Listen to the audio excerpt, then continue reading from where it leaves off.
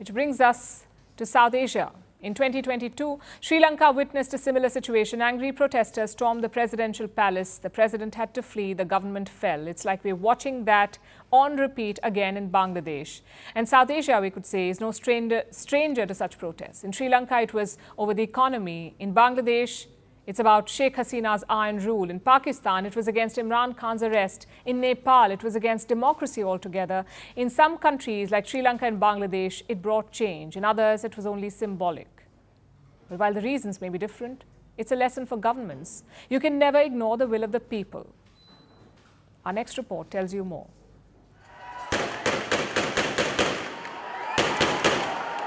It was called Aragalaya, or in other words, the people's struggle. It was a months-long struggle, but it ended with a cool dip in the swimming pool of the presidential palace. Sri Lanka's economy has long struggled, but things got worse in 2019. Then President Gotabaya Rajapaksa slashed taxes. It deprived the country of a much-needed source of income. Then came a global pandemic. Income from tourism dried up. Remittances fell and debt grew. By 2022, inflation was at 55%. Food was becoming unaffordable. Fuel was in short supply. On top of that, there were rolling blackouts. It was the country's worst economic crisis since independence. The people were angry, so they took to the streets. They blamed the government of economic mismanagement. What started off as small demonstrations soon engulfed the entire country. Protests continued day and night. The rallying cry was "Gota, go home." It was aimed against President Gotabaya Rajapaksa. This continued for some time, but soon the protesters had had enough. The government wasn't doing anything and the anger was boiling over. It resulted in this. Protesters stormed the presidential palace. People took selfies, broke the furniture, lounged on a four-poster bed and even enjoyed the swimming pool. Soon, Rajapaksa was forced out of power. He had to flee the country, and 5 days later, he resigned. It was a win for the people. They wanted the Rajapaksas out, and it finally happened. Not very far away from Sri Lanka, a different story was playing out. In 2023, Pakistan witnessed similar scenes, people out on the streets protesting. But this wasn't against a leader, it was for a leader. For ousted Prime Minister Imran Khan. After he was arrested, the country plunged into violence. There were riots, vandalism, clashes with police, even attacks on military establishments. Unlike Sri Lanka, nothing changed. The army still runs the nation and Imran Khan is still in jail. Elsewhere in the region, the anger wasn't against just one leader, it was against the whole democratic system. In April this year, Nepal's citizens took to the streets. Why? Because they wanted the monarchy back. And it's because of the country's political crisis, where government was reduced to playing musical chairs.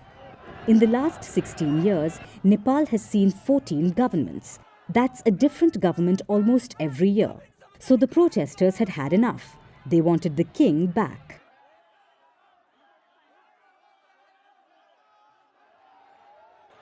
Three different countries, three very different protests, but one clear message. People's anger is often unstoppable, even in the face of brute force.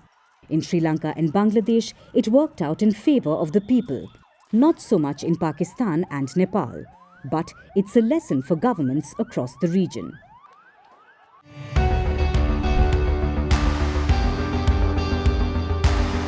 Across continents, one powerful news source.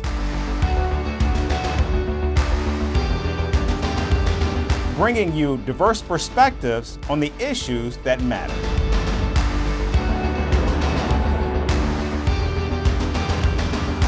We go beyond the boundaries to give you that little extra about every sporting moment.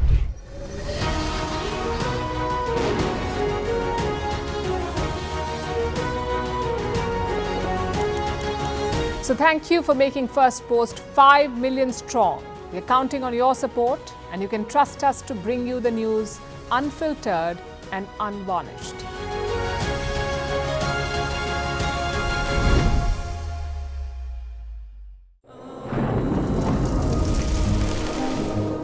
Climate change is on our doorstep. It's time for a revolution to take root. And it starts with 1.4 billion Indians. It starts with one tree for humanity, one tree for Mother Earth, one tree for a future. Project One Tree, a News 18 network initiative.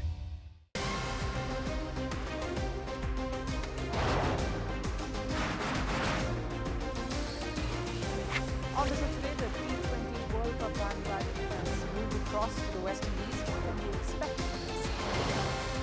Hello, I'm Alison Green, coming to you from Durban, South Africa.